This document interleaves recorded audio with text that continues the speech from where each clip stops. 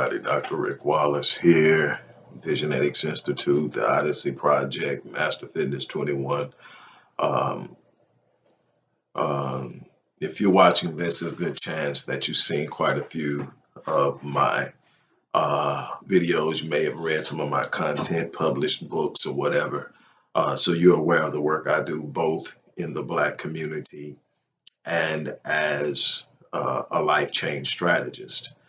I want to thank you guys for really getting behind me and supporting the work I do, stopping in, watching the videos, sharing the videos, commenting on the videos, giving me your feedback. It's definitely appreciated. I'm uh, recording this video here. I didn't want to go live. I wanted to just sit back and kind of be to myself, but I wanted to record a video and remind you of the importance and the work I'm doing with the Black Men Lead Initiative, which is a rite of passage for young Black males, and to encourage you to support this. And we're approaching a year since I launched the campaign to raise funds to grow this initiative on a national level. I want to report that I have made connections with an organization down in Miami, Florida,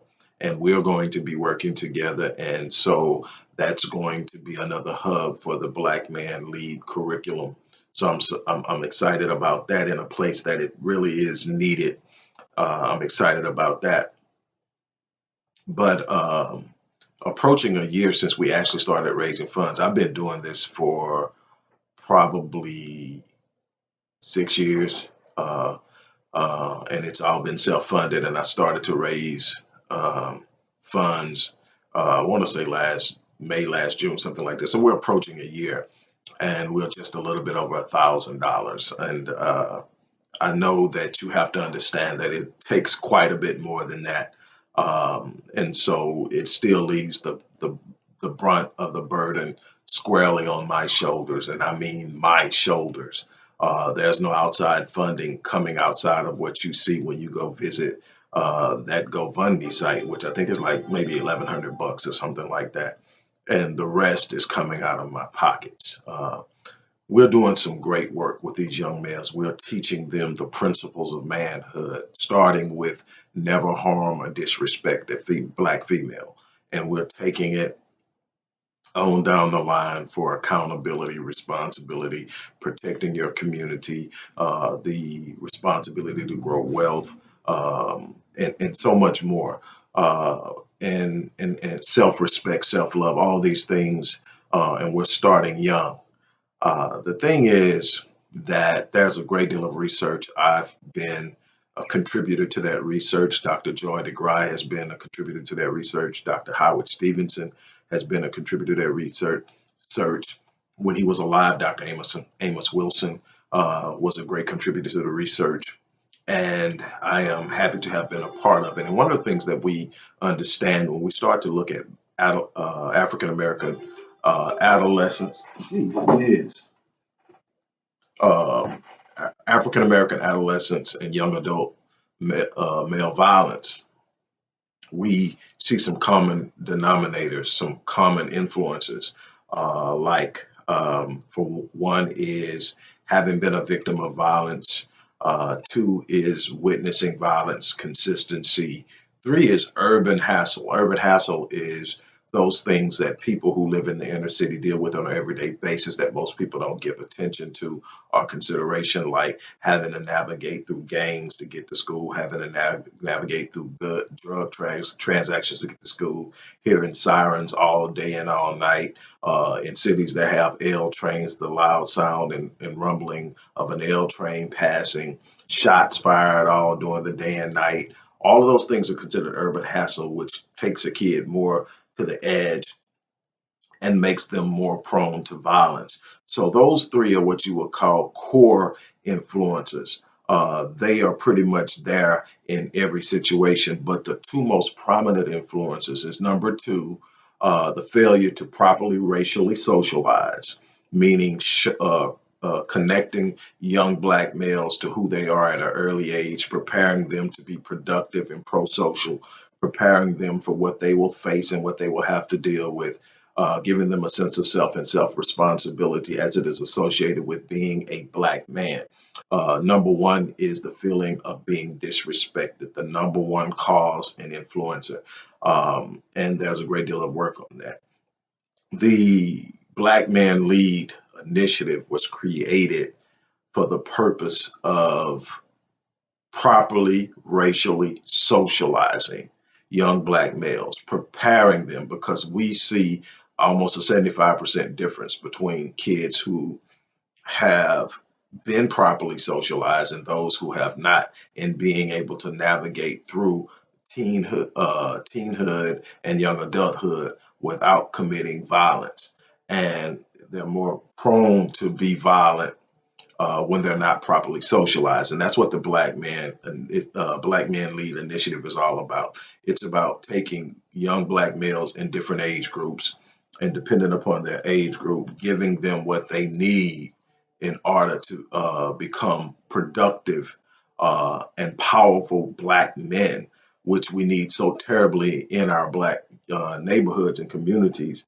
Understanding that we have 1.5 million Black men currently missing, we're trying to reverse that trend.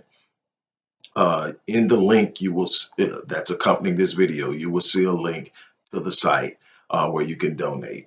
You'll also see a link to the Odyssey Project site where you can get an idea of just the abundance of work that's being done, and so much more is being done. I will also have a link to the email where you can email the organization directly and request uh, for me to contact someone in your community to work with your community to make the connection to create a program there in your community for young Black males.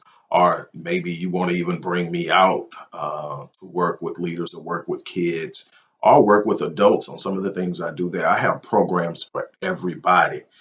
This has been my life's work. I have worked in business, and then I've parlayed a great deal of what I have made in business and athletics, and I have brought it over and poured it into our community.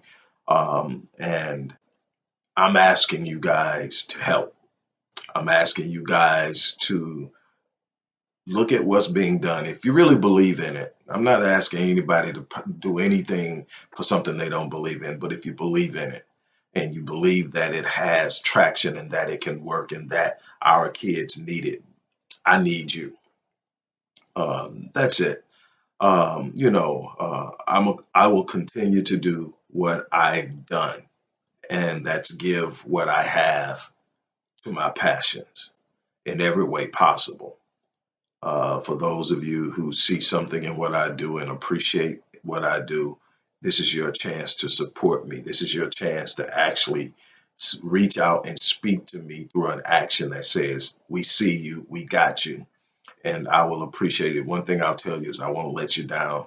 And I'm going to share this with you, and then I'll be done. I had a very uh, inspiring conversation with a gentleman who reached out to me, a 62-year-old gentleman uh, uh, who reached out to me, um, and his initial contact, and both in email and when we finally spoke. He had contacted me at email initially, then we finally spoke. And the thing that he iterated first was the fact that he appreciated the abundance of knowledge and understanding of what's happening with our people. But more importantly, he appreciated the fact that I never came at our people from a place of from a condescending position or a place of arrogance or anything like that. And and I explained to him that I relate to my people, and I don't see myself as being better than anybody. I see myself as being a person that has a passion and a gifting to do something positive, and it's my responsibility to do that. It's not that knowing what I know makes me any better than anybody else. It just puts me in a different place and time in life than others. And it's my job to bring everybody up to speed to the best of my ability. And that's what I'm doing. And that's how I feel, man. That, and that's what I want to give. And that's what drives me. But I really do need your help. So click that link and let's make something happen. I definitely appreciate you. I love you. I'm out of here. Peace.